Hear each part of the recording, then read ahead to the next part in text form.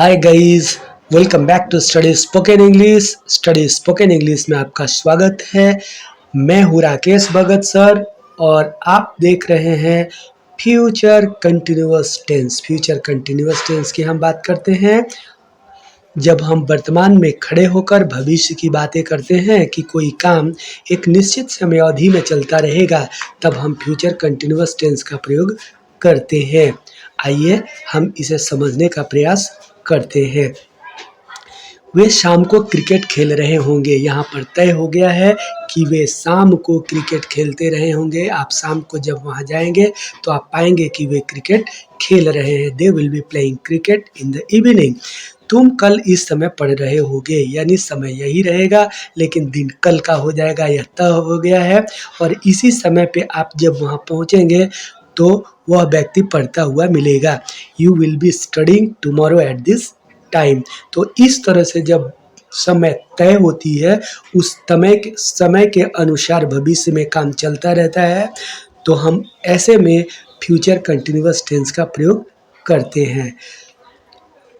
Conditional वाक्यों के लिए भी हम फ्यूचर कंटिन्यूअस टेंस का प्रयोग करते हैं। जैसे जब तुम आओगे मैं खाना पका रही होंगी, यानी यहाँ पे देखिए कंडीशन क्या है कि जब तुम आओगे, यानी जब तुम आओगे तो क्या पाओगे कि मैं खाना पका रही होंगी। जब तक तुम नहीं जाओगे वह वहाँ खड़ी रहेगी। यह कंडीशन क्या लग गया कि जब तक तुम नहीं जाओगे तब तक वह खड़ी रहेगी, आप जाओगे तब भी वह कुछ करेगी। अब आगे देखते हैं, जब फिल्म शुरू होगी हम खाना खा रहे होंगे। यहाँ देखिए फिल्म शुरू होने की बात हो रही है और खाना खाने की, तो यहाँ भी कंडीशन ही फुलफिल हो रही है। आज जब वह घर पहुँचेगा तब मैं टीवी देख रहा हूँगा, यानी उसका आने का काम, घर पे आने का काम।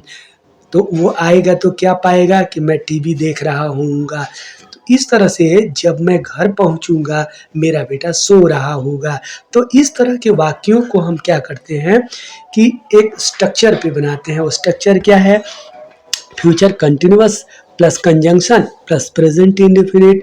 जैसे जब तुम खाओगे, जब तुम आओगे मैं खाना पका रही होंगी। आई will be cooking when you arrive. तो यहाँ पे मैं खाना पका रही होंगी, फ्यूचर कंटिन्यूअस टेंस हो गया, व्हेन कंजंक्शन लग गया और यू अराइव प्रेजेंट इंडेफिनिट हो गया। तो future continuous tense plus conjunction plus present indefinite tense, इस तरह से हम वाक्य कंप्लीट कर लेते हैं। I will be cooking when you arrive. आइए आगे बढ़ते हैं और थोड़ा प्रैक्टिस करने का प्रयास करते हैं। जब तक तुम नहीं जाओगे वह वहाँ खड़ी रहेगी। देखिए सेम बात है, she will be standing there until you go. जब तक आप वहाँ नहीं जाओगे तब तक वह वहाँ खड़ी रहेगी। तो यह कंडीशन फुलफिल हो गया। जब फिल्म शुरू होगी हम खाना खा रहे होंगे। We will be having dinner when the movie starts। अगर आपको वीडियो अच्छी लगती है तो प्लीज़ वीडियो को सब्सक्राइब करना ना भूलें। आगे बढ़ते हैं। आज जब वह घर पहुंचेगा मैं टीवी देख रहा हूँगा। I will be watching TV when he arrives today at home। यहाँ भी कंडीशन आ गई कि एक कंडीशन है टीवी देखने की और दूसरा है आने की। जब मैं घर पहुंचूंगा मेरा बेटा सो रहा होगा। यहाँ भी कंडीशन हो गया कि जब मैं घर पहुंचूंगा तो मैं क्या पाऊंगा, मेरा बेटा सो रहा है। My son will be sleeping when I reach at home.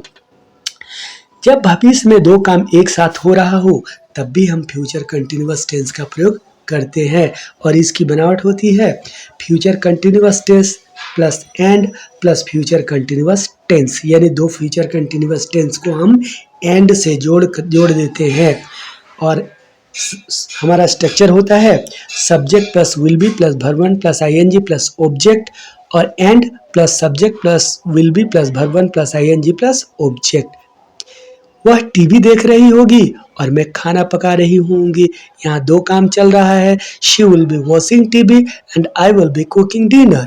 दो काम को हम एड से जोड़ते हैं और दोनों फ्यूचर कंटिन्यूअस में लिखते हैं।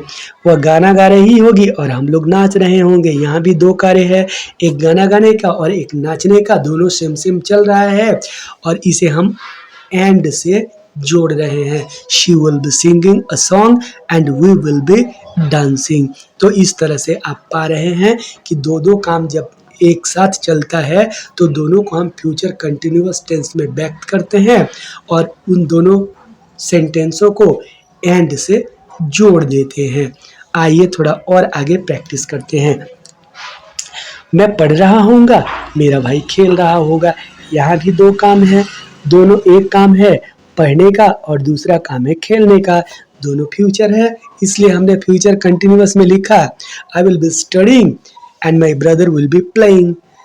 तुम पढ़ रहे होगे और मैं सो रहा होऊंगा। यहाँ भी दो कार्य है और दोनों को हम एड से जोड़ रहे हैं। You will be studying and I will be playing. Guys, thanks a lot for watching video. See you again in the next video. Till then, bye bye.